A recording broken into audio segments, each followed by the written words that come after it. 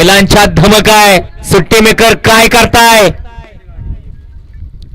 अहो वळवळ करून पुढे घेऊन मागे घेऊन सिद्ध होत नाही.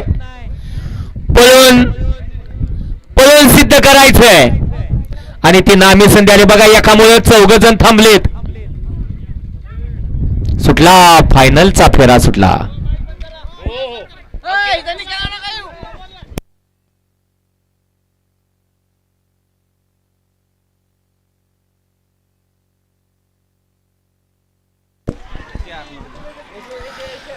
अतिशय सुंदर दोघांच्या मध्ये अट्टी आणि तट्टीची लढत झाली.